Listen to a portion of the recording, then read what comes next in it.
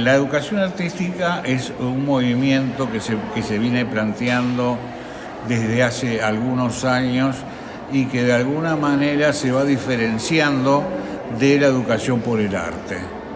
En la educación por el arte trabajamos fundamentalmente en relación al individuo, a sus aspectos sensibles, a sus aspectos creativos, a obtener su confianza como ser humano en sí mismo y creativo. Y la educación artística amplía, aunque no hay una definición oficial general, pero amplía, incluyendo en forma fuerte todas las instancias del arte en el movimiento. Existen diferentes aspectos sobre esto. Ramón Cabrera, por ejemplo, de Cuba, dice que en realidad la educación por el arte engloba a la educación artística, pero los cultores puros de la educación artística no están muy de acuerdo con eso porque cuestionan fundamentalmente algunas corrientes como la de Lowenfeld o Geverried. Por eso en mi conferencia yo hablaba de que puede ser cuestionable la libre expresión como metodología, pero yo trabajo con el sentido de libre expresión estimulada y trabajo con el sentido de ganarse al individuo su libertad para poder manifestar y comunicarse en forma fluida, sin trabas de ningún tipo. Entonces nosotros trabajamos sobre el individuo para que logre esa libertad expresiva, a diferencia del movimiento de libre expresión que utilizaba ese elemento como metodología.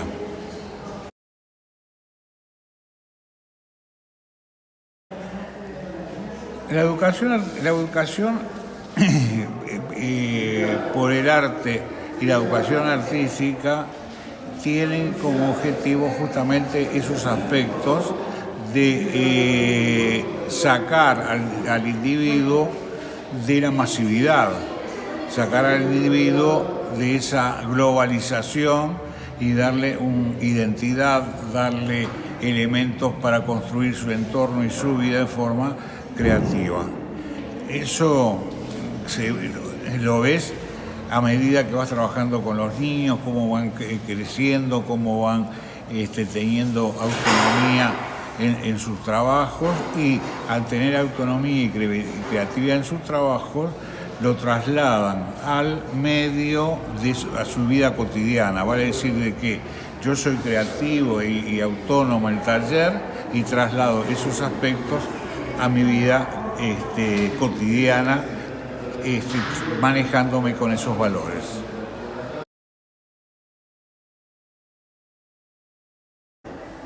Bueno, lamentablemente he visitado otros países latinoamericanos y tienen importantes problemas. Yo te diría que en Uruguay, sin tener una trascendencia fundamental, en los últimos del 2005 para acá, ha habido algunos elementos que dan luz verde, que dan una esperanza sobre el desarrollo de la educación artística. Y me estoy refiriendo que en Uruguay fue aprobada más o menos en esta década la ley de educación. Y en la ley de educación el área artística, el área expresiva artística, es una materia obligatoria. Eso es un adelanto fundamental porque es un acto de gobierno. Vale decir de que pone en primer plano ese aspecto y lo legaliza. Eso por un lado. Por otro lado, fueron creados también en la última década los bachilleratos artísticos en enseñanza secundaria.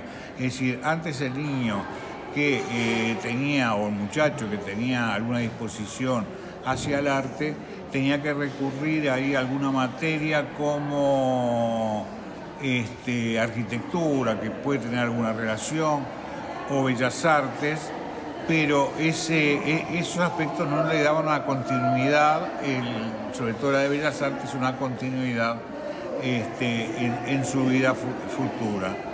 En estos momentos podemos entonces considerar que el bachillerato artístico es una opción más en enseñanza secundaria que reconoce importante estos aspectos en la educación.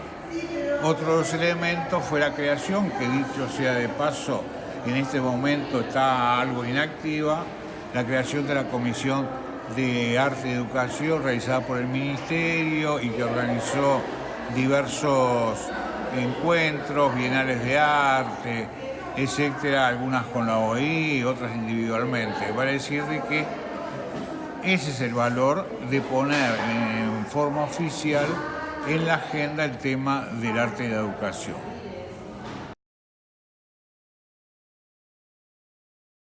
Los derechos son generando acciones, es decir, generando la idea de sí se puede generar, sí se puede formar, y a su vez ese esfuerzo militante lleva a que las autoridades de la enseñanza, por ejemplo, traten de articular lo formal con lo no formal. A nosotros, por ejemplo, en estos momentos estamos trabajando con el Consejo de Formación Docente, que es el máximo órgano de formación en el país. Bueno, en estos momentos reconocen nuestra actividad y nos plantean actualizar a los docentes en esta área. Vale decir, eso es lo que yo digo. Creemos acciones, creemos momentos, publiquemos, investiguemos, tratemos de tener argumentos como para justificar nuestra labor. Y nosotros fuimos extendiendo, donde fuimos realizando cuál era nuestra experiencia. No porque consideramos que nuestra experiencia es única, sino que cada país además tiene que, de acuerdo a su realidad, tiene que ir conformando su propia experiencia de acuerdo a las realidades, de acuerdo a cómo está conjugada la sociedad. Pero sí anima cuando vemos a otros países o en otros países trabajar y obtener determinados resultados, anima a educadores de otros países a también seguir en esa lucha.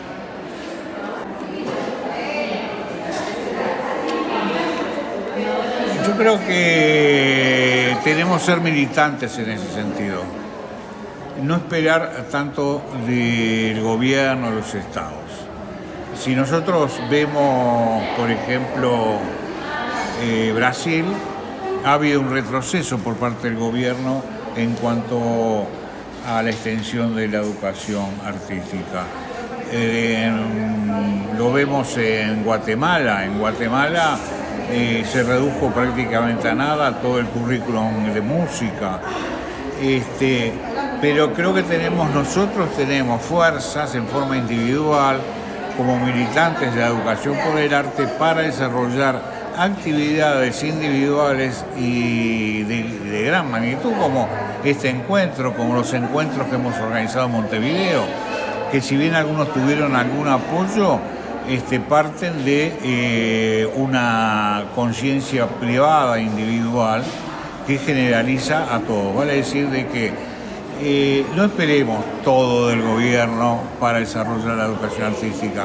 Nosotros podemos irla desarrollando a partir de nuestra fuerza, nuestra unión, visitar otros países como para compartir experiencias, etcétera.